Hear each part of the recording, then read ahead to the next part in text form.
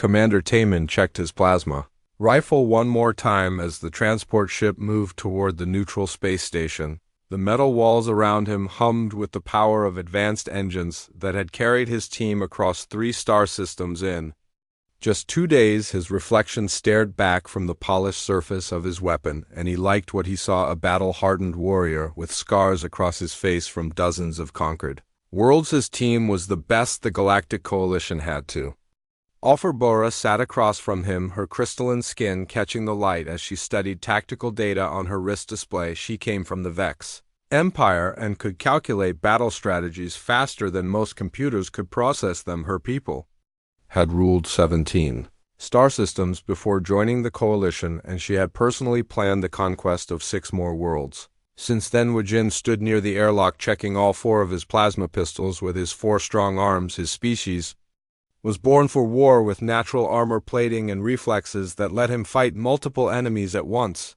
He had killed more alien soldiers than anyone else in the Third Fleet and wore their victory medals on his chest like trophies. Each medal represented a world that had fallen to Coalition might. The Coalition had been expanding across the galaxy for over 3,000 years. Every species they met either joined them willingly or was conquered and forced to submit. It was the natural way of things. The strong survived and grew stronger, while the weak either served or died out completely. There was no shame in this system because it had worked for millennia. Min looked out the small window at the space station where they would meet the humans. It was a simple structure made of basic metals and powered by primitive fusion reactors. Nothing impressive or threatening about it. The humans had built it quickly after their first contact with Coalition scouts just 3 months ago. They had requested this meeting through proper diplomatic channels and chosen neutral space to show they understood galactic law intelligence. Reports about humans were not very exciting. They were a young species that had only discovered faster than light travel. About 20 years ago, their home planet called Earth was located in a quiet part of the galaxy far from major trade routes. They had maybe a dozen colonies spread across nearby star systems with small populations and basic technology. The most interesting thing about humans was how ordinary they seemed. They had no natural weapons like claws or fangs, no armor plating or enhanced strength, no special abilities that made them dangerous in combat. They looked soft and weak compared to most galactic species with thin skin and fragile bones that would break easily in a real fight. Their technology was at least 200 years behind Coalition standards. Their ships were slow and used outdated weapon systems. Their industrial capacity was tiny compared to major galactic powers. They had no unified government, which meant their military forces were scattered and unorganized. Perfect prey for a species that knew how to wage war properly. Taemin had conquered 43 worlds in his career, and this looked like it would be the easiest one yet. The humans had probably called this meeting to negotiate protection in exchange for resources or territory. It was a common pattern when weak species first encountered the Coalition. They would offer mining rights or trade agreements in exchange for military protection from other threats. The transport ship docked with the space station, and Taemin felt a slight vibration as the airlocks connected. His team moved into standard formation with weapons ready but not aimed directly at threats yet. This was still technically a diplomatic meeting, even though everyone knew how these things usually ended. The airlock opened with a soft hiss, and they stepped into a corridor that looked disappointingly simple: clean metal walls with what appeared to be decorative panels along the sides, no defensive positions or weapon emplacements, no guards or automated defense systems, just a plain hallway that led toward the center of the station. Taemin almost felt insulted. These humans clearly had no idea how to properly receive a Coalition military delegation. Every other species knew to display their best weapons and strongest warriors during first contact. It was a way of showing respect and acknowledging the power difference between civilizations. They walked through several more corridors that were just as plain and unimpressive. The station felt more like a civilian research facility than a military outpost. There were no battle scars on the walls, no evidence of previous conflicts, no signs that the humans understood they were dealing with the galaxies most successful conquerors. Finally, they reached a conference room that contained a single Table and chairs. The room had those same decorative panels on the walls and a large window that showed the stars. Outside, one human waited for them, sitting calmly at the table with her hands folded. She wore simple clothes that looked more like civilian attire than any kind of military uniform. The human stood up when they entered and smiled in what seemed like genuine welcome. She was average height for her species, with dark hair and unremarkable features. Nothing about her appearance suggested military training or combat experience. She looked like she might work in administration or research rather than warfare. She introduced herself as Hyjin and spoke in clear Galactic standard language without any accent that might suggest limited education. Her voice was calm and friendly, like she was greeting old friends rather than potential conquerors. She thanked them for traveling so far to meet with her and offered them refreshments from a small table near the window. Taemin was surprised by how relaxed she seemed. Most species showed some fear or nervousness when meeting coalition representatives for the first time. Even allied species maintained formal military protocol during important meetings. This human acted like they were having a casual social visit rather than a diplomatic negotiation that would determine her species' future. Bora accepted a drink and examined it carefully with her built-in chemical sensors. The liquid was harmless and actually quite pleasant, nothing that would impair their judgment or threaten their health. Wu Jin remained standing with his weapons visible but not threatening while Taemin took a seat across from the human. Diplomat Jin began talking about human colonies and their expansion into nearby star systems. She mentioned population numbers and industrial capacity figures that seemed surprisingly large for such a young species.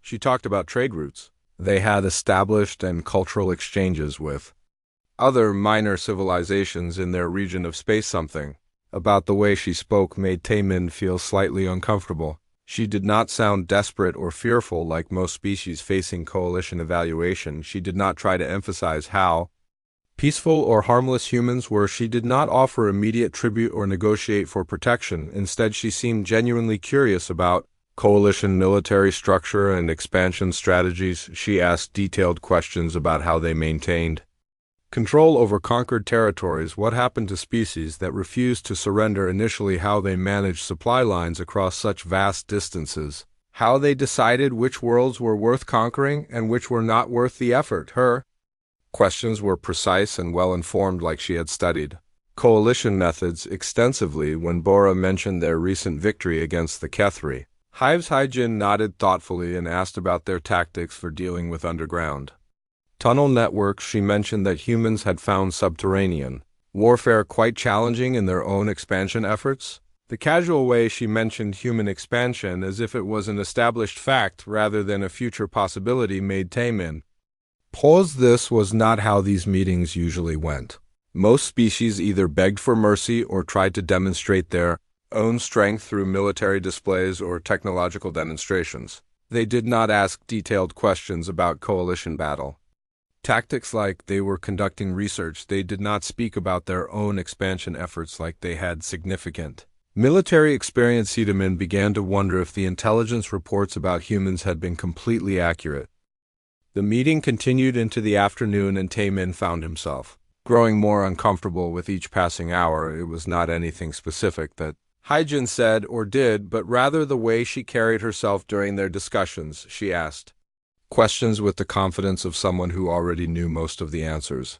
She listened to their responses like a teacher checking if students had learned their lessons properly. When Bora explained how coalition forces had broken the orbital defenses around Kepler Prime, Hyjin nodded and asked if they had considered alternative approach vectors that might have reduced casualties.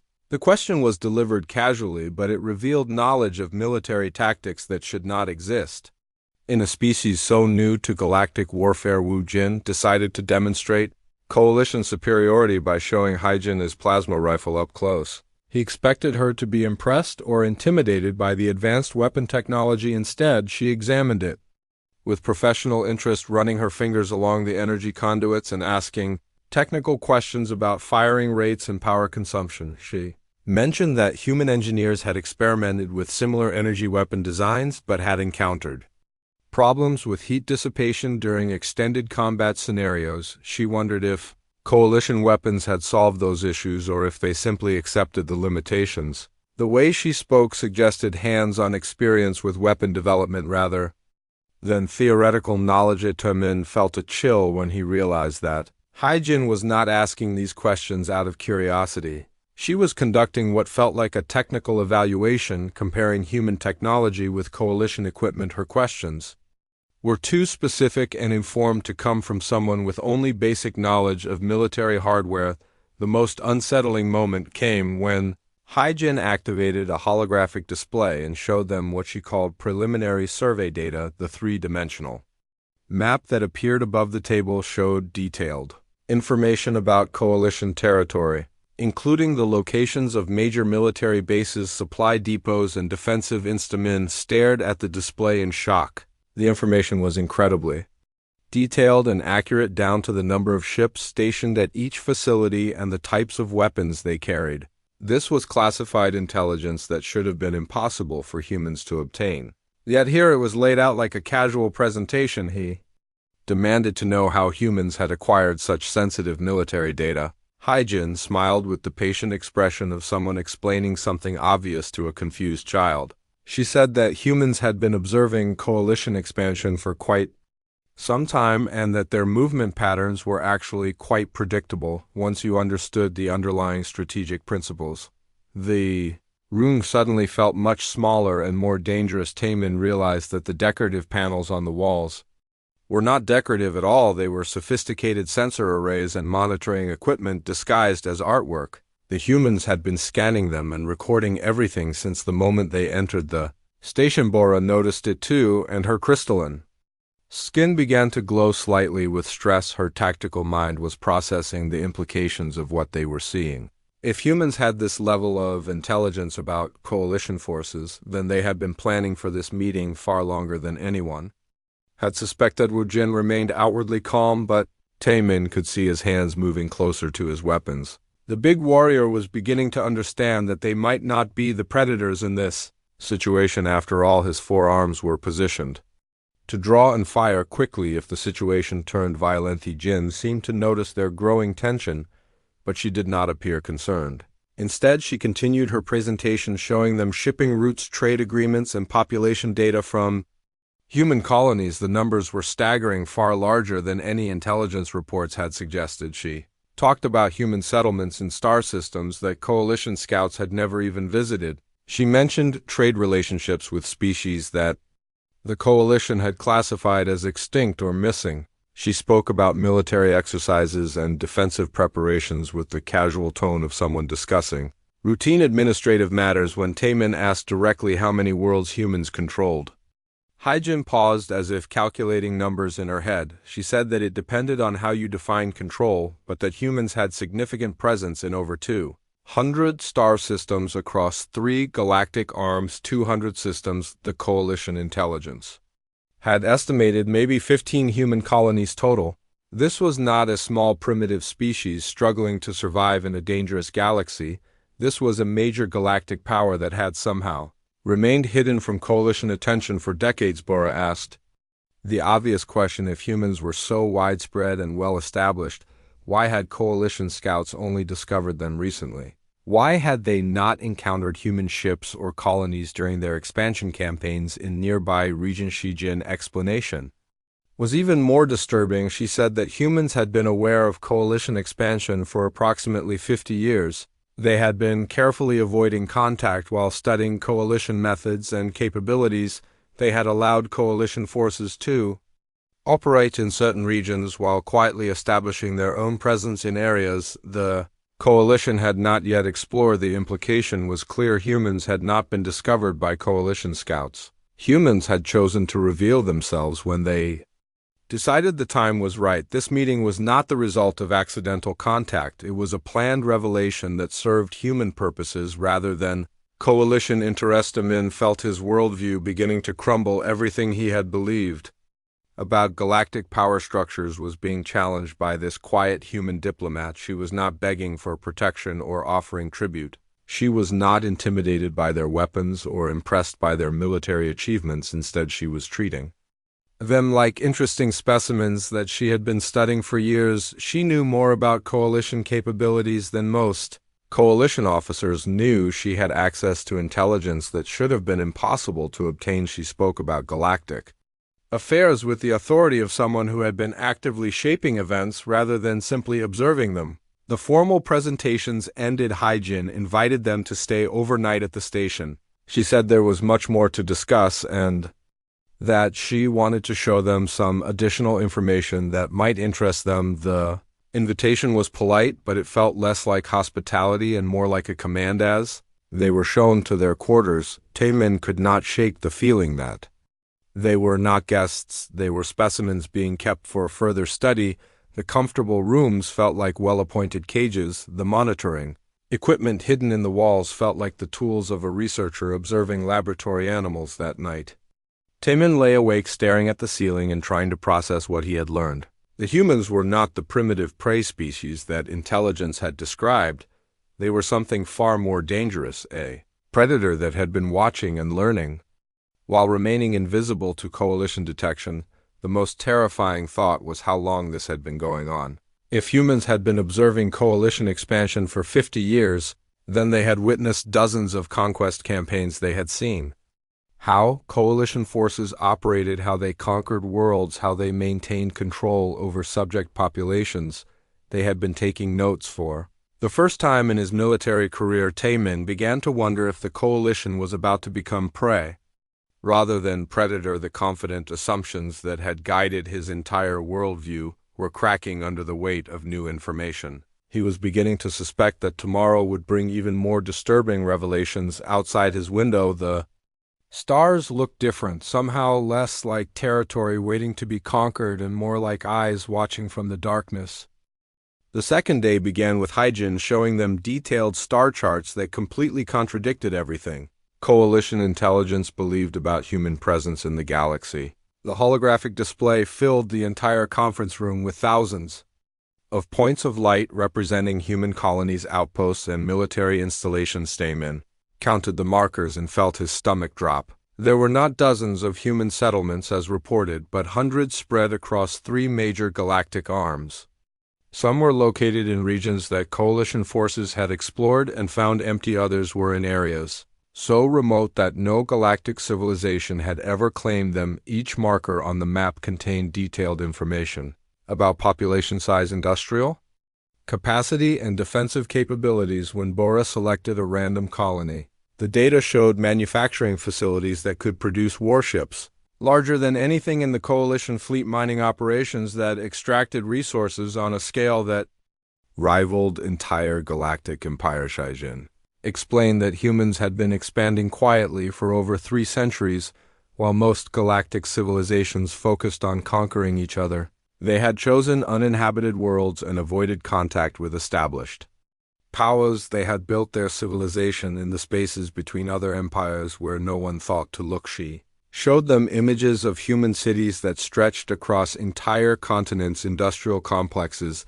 that could be seen from orbit, orbital shipyards that dwarfed the largest coalition construction facilities. The scale of human civilization was so vast that it redefined what it meant to be a galactic power. When Ujin asked why humans had remained hidden for so long, Hyjin smiled and said they had been studying the galaxy before deciding how to interact with it.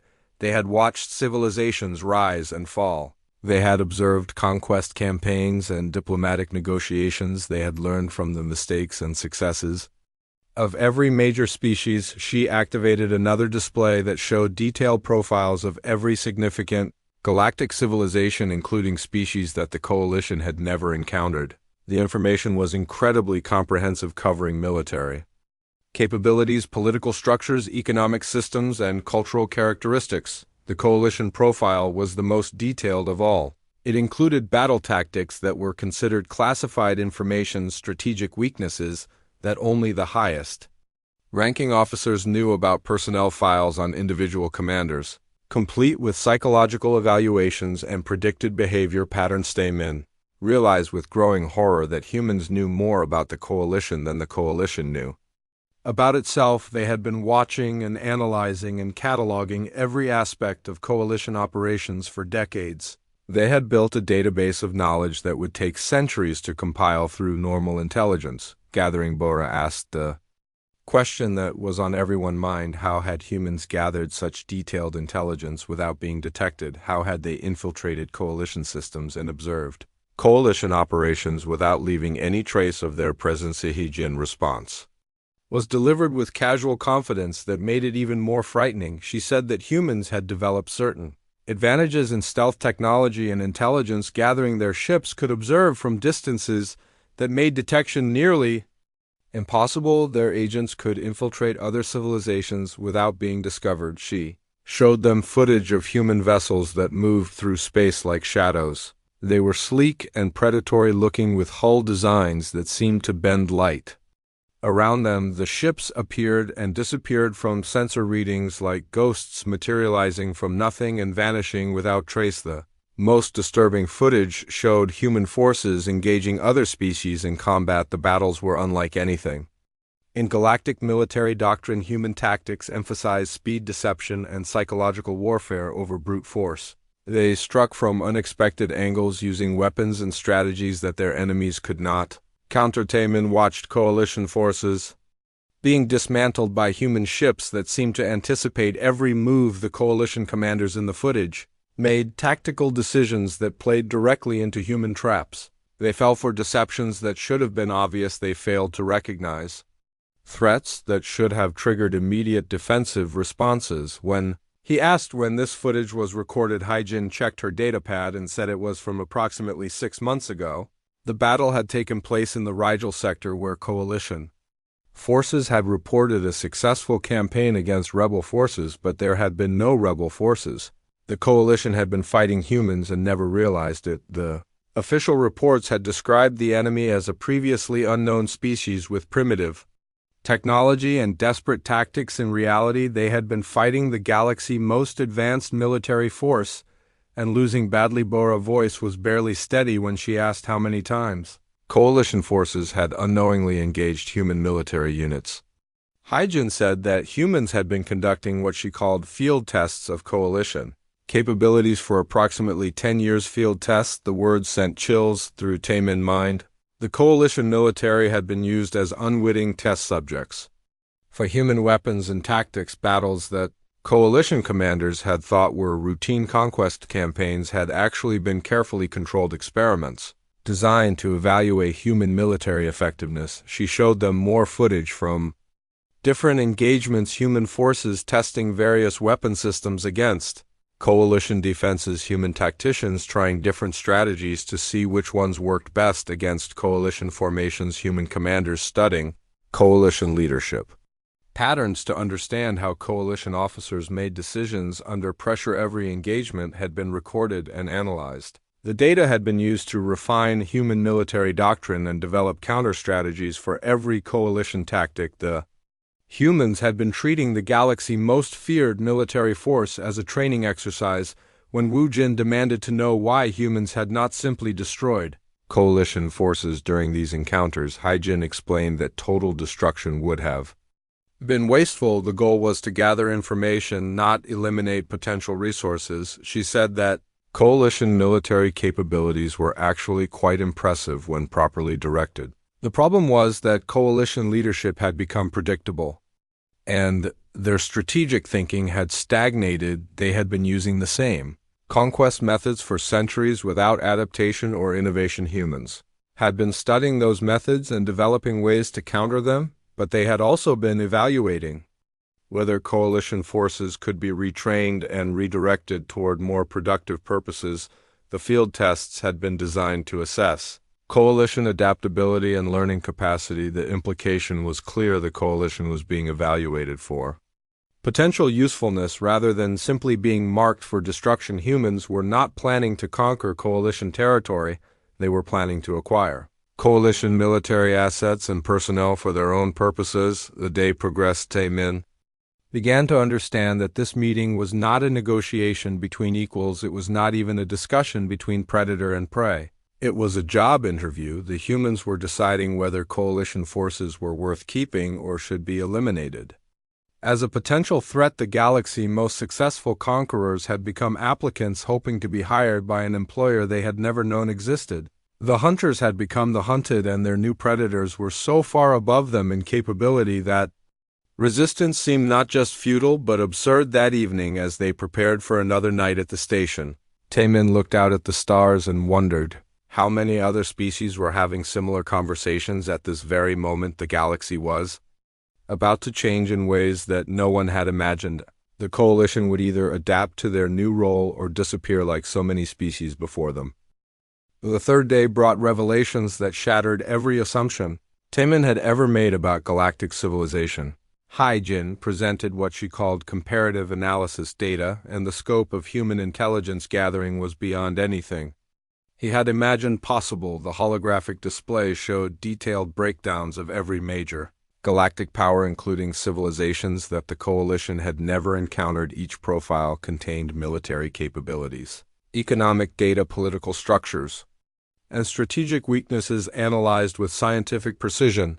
The Zalaxi Imperium that had vanished mysteriously 50 years ago had not collapsed from internal rebellion, as most historians believed. They had been systematically dismantled by human forces who had identified their leadership structure and eliminated key figures through carefully orchestrated accidents and assassinations. The Corvan Federation, whose trade networks had suddenly failed 20 years ago, had not suffered economic collapse due to market forces. Human agents had infiltrated their financial systems and manipulated currency values until their entire civilization became economically unsustainable. The Vex collective that had reportedly destroyed itself in a civil war had actually been torn apart by human psychological warfare operations designed to exploit existing cultural tensions and political disagreements until cooperation became impossible. Species after species that had simply disappeared from galactic affairs had actually been removed by human action. The galaxy that Taemin thought he understood was really a carefully managed ecosystem with humans as the invisible apex predators. She showed them footage that documented these operations. Human ships moving like ghosts through space. Human agents walking among alien populations without detection. Human weapons striking targets with precision that left no evidence of outside interference. The videos revealed military technology that was centuries ahead of anything the coalition possessed. Stealth systems that made ships completely invisible to all known detection methods. Weapons that could destroy targets from distances measured in light years. Communication networks that operated faster than known physics should allow. When Bora asked how such advanced technology was possible, Hai-Jin explained that humans had been developing their capabilities for much longer than other species. Realized human civilization was not 20 years old as coalition intelligence believed it was over 2,000 years old. The timeline made no sense according to everything they knew about galactic history. Human archaeological sites showed no evidence of advanced technology more than a few centuries old. There were no records of human contact with other civilizations. Before recent decades, Hai-Jin smiled at their confusion and explained that humans had learned early in their development that visibility attracted unwanted attention. They had perfected the art of appearing less advanced than they actually were. They had developed their civilization in hidden locations using methods that left no obvious traces. For 2 millennia, humans had been watching galactic civilization develop. They had observed the rise and fall of countless species. They had studied warfare and diplomacy and technology and culture. They had learned from everyone's mistakes without making those mistakes themselves. She showed them images of human installations hidden inside asteroids, built into the cores of uninhabitable planets, disguised as natural phenomena that no one would think to investigate. These facilities had been observing and analyzing galactic affairs for centuries. The scale of human operations was staggering. Mining facilities that could disassemble entire planets, research stations that studied captured alien technology, manufacturing centers that produced fleets of warships in complete secrecy. When Wu Jin asked why humans had decided to reveal themselves now, Hai-Jin said that the observation phase was complete. Humans had gathered all the data they needed about galactic civilization and were ready to begin active management of galactic affairs. Active management. The word sent fear through Taemin's mind. It meant that everything that had happened in galactic history for the past several decades had been allowed to happen because it served human purposes. Wars had been permitted to continue because they provided useful data. Civilizations had been allowed to rise or fall based on human strategic interests. She confirmed his worst fears by showing him detailed records of human interventions in galactic affairs, seemingly random events that had shaped the course of history. Had actually been carefully orchestrated operations designed to achieve specific outcomes. The Coalition's recent victory against the Mordock Empire had succeeded because human agents had sabotaged Mordock supply lines and communications. The Great Plague that had devastated the Altair Confederation had been a biological weapon designed to test human medical countermeasures. The trade war between the Vegan Republic and the Centurion Alliance had been manipulated to weaken both civilizations. Every major event in recent galactic history had been influenced or directly caused by human action. The galaxy that Temin had thought was shaped by natural forces and random chance was actually a carefully controlled experiment. With humans as the researchers, Bora asked the question that terrified them all: how many species had been eliminated during this experimental phase? How many civilizations had been destroyed to further human research objective? Shai-Jin consulted her datapad and said that 17 species had been completely eliminated over the past 50 years. Another 43 had been modified to display more acceptable behavior patterns. 87 civilizations were currently under various forms of human management. She paused and added that these numbers depended on how you classified elimination. Some species had been allowed to survive, but with their populations reduced to manageable levels. Others had been relocated to environments where they could not threaten human interests. The casual way she discussed species-level extinction was more terrifying than any threat could have been. These were not passionate conquerors driven by ideology or hatred. They were cold, calculating researchers who viewed galactic civilization as a laboratory to be managed according to scientific principles. Stamen realized that humans had achieved something unprecedented in galactic history. They had become gods without anyone realizing gods existed. They shaped reality from behind the scenes, while their subjects believed they were living in a natural universe governed by chance and individual choice. When he asked what humans ultimately wanted from galactic civilization, Hai-Jin said that they were interested in creating a stable, sustainable system that could support long-term development and growth. The current model of endless conquest and warfare was inefficient and wasteful. Humans had developed better methods for managing large populations and diverse species. They had solutions for resource allocation, territorial disputes, and cultural conflicts that did not require constant military intervention. They could create a galaxy where different civilizations coexisted productively instead of destroying each other. The offer sounded reasonable, even generous, until Taemin realized what it actually meant. Humans were not offering to share power or negotiate agreements. They were offering to become the permanent rulers of galactic civilization, with every other species reduced to the status of managed subjects. She showed them architectural plans for the new galactic order. Humans would occupy the top tier as administrators and decision makers. Selected species with useful capabilities would serve as regional managers and specialists. Everyone else would be classified as general population with their activities directed by human policy. The coalition military forces would be particularly valuable in this system. Their experience with large-scale operations and population management made them ideal candidates for enforcement and administrative roles. They could help maintain order and implement human policies across multiple star systems, but first they would need to be retrained, and their command structure reformed. Human military doctrine was significantly different from coalition methods and would require extensive education to implement properly.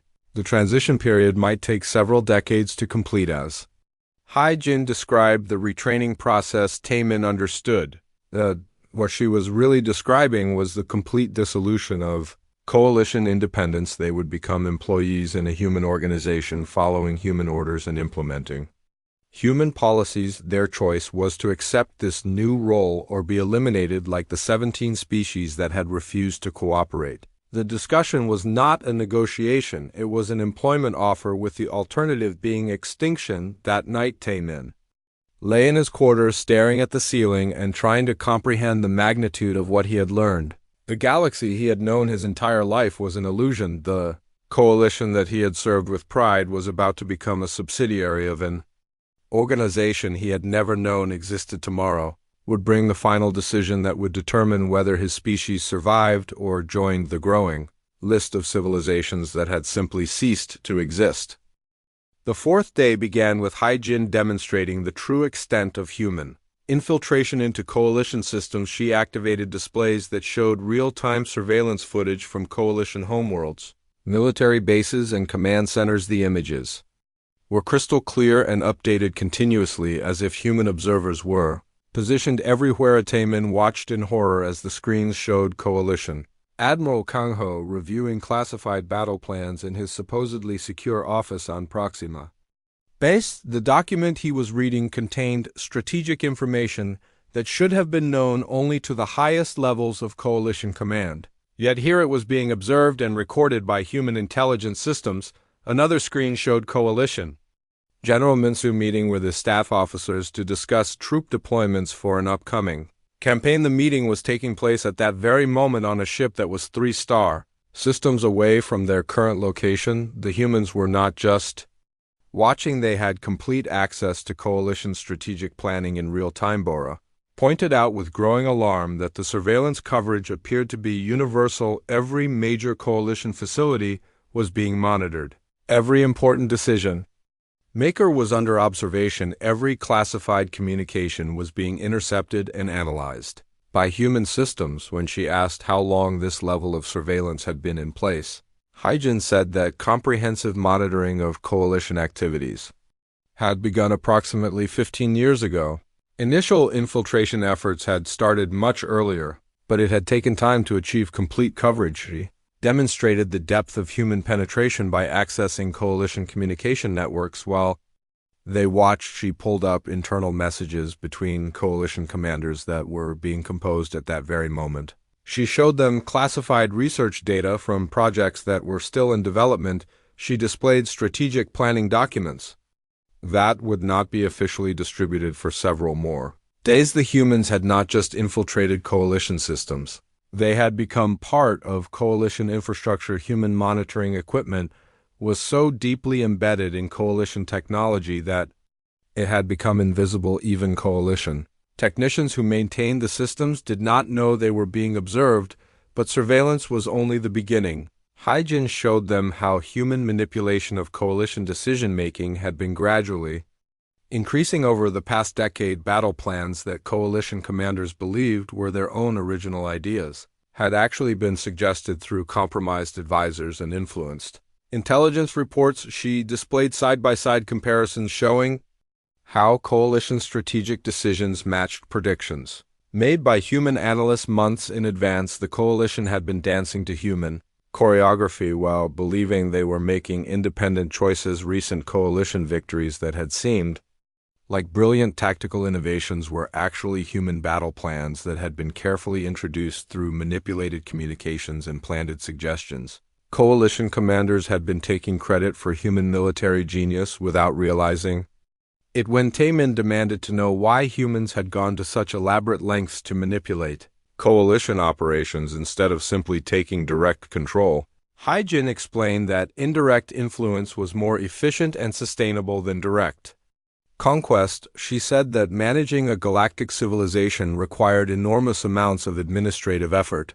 Direct rule would have required humans to maintain massive bureaucratic structures and military forces. It was much easier to guide existing governments toward desired outcomes than to replace them entirely. The manipulation also served as a testing phase to evaluate which coalition personnel could be trusted with greater responsibilities and which ones needed to be replaced. Human observers had been studying coalition leadership for years, identifying individuals who could adapt to human methods and those who were too rigid or unreliable. She activated another display that showed psychological profiles of every major coalition officer, including detailed assessments of their decision-making patterns, leadership capabilities, and potential for cooperation with human objectives. The files were incredibly comprehensive, containing information that should have required years of close observation to compile. Taemin found his own file and read through the analysis with growing unease. The document described his tactical preferences, his psychological weaknesses, his likely responses to various scenarios, and his potential value. As a human asset, the file knew him better than he knew himself. Bora file was even more detailed, including predictions about how she would react to learning, about human operations and specific recommendations for how to recruit her as a willing collaborator. The humans had been planning this meeting and preparing for every possible outcome. Wu Jin file contained assessments of his combat effectiveness and recommendations for retraining programs that would redirect his aggressive instincts toward human-approved targets. The document discussed him like a weapon that needed to be recalibrated rather than a person with independent thoughts and feelings. All three files concluded that the subjects were valuable assets worth preserving, but that they would require careful management during the transition period to prevent destructive resistance or psychological breakdown. When Taemin asked what would happen to coalition personnel who were assessed as unsuitable for human operations, Haijin said that they would be retired from active service and relocated to administrative positions where they could not interfere with important decisions. She showed them footage of former coalition officers working in what appeared to be comfortable civilian jobs. They seemed content and well cared for, but there was something wrong with their expressions. They moved and spoke like people who had been medicated or subjected to psychological conditioning. She explained that some individuals found it difficult to adjust to the new reality of human oversight. They experienced stress and depression when they learned that their life achievements had been meaningless and that their civilization was being absorbed into a larger system. Human medical technology could help these individuals by reducing their anxiety and helping them accept their new circumstances. The treatment was completely safe and allowed them to live peaceful, productive lives without the burden of trying to understand concepts that were beyond their capacity. The casual way she described psychological modification of resistant personnel made it clear that cooperation was not really optional. Those who could not adapt to human management would be modified until they could adapt. Their personalities would be adjusted, their memories edited, their behavior patterns reformed. Taemin realized that the choice they were being offered was not between cooperation and destruction, it was between willing cooperation and forced cooperation. Death was not an option because humans had invested too much time and effort in studying coalition capabilities to simply waste that investment. The trap had been closing around them for years without anyone realizing it. Every coalition success had been permitted by human oversight. Every coalition decision had been influenced by human manipulation. Every coalition officer had been evaluated and categorized for future use. As the day progressed, Haijin provided more details about the transition process. Coalition military forces would be gradually reorganized under human supervision. Their equipment would be upgraded to human standards. Their training would be modified to incorporate human tactical doctrine. Their command structure would be reformed to ensure proper oversight. The process would take approximately 10 years to complete. During that time, coalition officers who demonstrated proper cooperation would be given increasing levels of responsibility and authority. Those who adapted successfully might eventually be promoted to management positions within the human administrative system. She made it sound like a generous opportunity for career advancement rather than the complete subjugation of their civilization. She spoke about promotion potential and increased benefits as if they were being offered better jobs rather than having their independence eliminated. When Wu Jin asked what would happen if they refused to participate in this transition process, Haijin smiled and said that refusal was not really possible at this point. Too much had already been invested in the project to allow individual preferences to interfere with optimal outcomes. She showed them tactical displays indicating that their home fleet was currently surrounded by human vessels that had been shadowing coalition forces for weeks. The ships were not visible to coalition sensors, but they were there waiting for orders. The demonstration was not intended as a threat, she assured them, but rather as evidence of human capability and reach. Whether they returned home as cooperative partners or as prisoners would depend entirely on their willingness to embrace the opportunities being offered to them. As evening approached, Taemin understood that this meeting had never been a negotiation, it had been a briefing. They were being informed of decisions that had already been made and outcomes that had already been determined. Their role now was to decide whether they would help implement those decisions willingly or whether they would need to be convinced through other methods. On the final day, Hyjin presented them with documentation that formalized everything they had learned over the past week. The papers were written in clear, simple language that left no room for misunderstanding. They outlined the terms and conditions of coalition integration into the human administrative system. The coalition would be reclassified as a regional management subsidiary responsible for maintaining order and implementing human policies across their current territorial holdings. Their military forces would be retained and upgraded but would operate under human strategic direction. Individual coalition officers would be evaluated for their suitability for various administrative roles. Those who demonstrated proper cooperation and competence would be promoted to supervisory positions within the new system. Those who showed resistance or inability to adapt would be transferred to supportive roles that matched their capabilities. The men read through the document and realized that what was being described was the complete transformation of coalition society.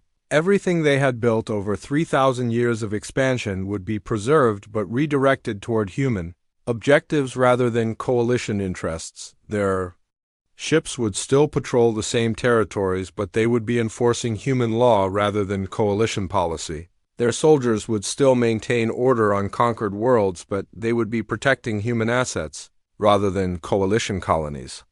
Their commanders would still make tactical decisions, but those decisions would be guided by human strategic planning. Bora asked what would happen to coalition citizens who were not part of the military structure. Hyjin explained that civilian populations would continue their normal lives with minimal disruption. Human administration was designed to be as invisible as possible to avoid unnecessary stress and confusion. Most people would never realize that their government had changed. Leadership positions would be filled by the same individuals who had held them before, but those individuals would now be receiving guidance from human advisors rather than making independent decisions. Economic systems would be gradually modified to integrate with human resource management networks. Social policies would be adjusted to align with human standards for population welfare. Cultural practices would be preserved as long as they did not conflict with administrative efficiency. She made it sound like a gentle transition that would improve everyone's quality of life rather than the complete subjugation of their civilization. She emphasized the benefits of human technology and medical advances that would be made available to coalition populations. When Wujin asked about species that had refused these generous offers, Hyjin activated a display showing the current status of civilizations that had chosen non-cooperation. The results were not encouraging. The Krex Dominion had insisted on maintaining their independence and had been systematically isolated from all trade networks until their economy collapsed. Their population had been relocated to managed environments where they could be properly cared for without threatening regional stability. The Vorthan Empire had attempted to form an alliance with other species to resist human expansion.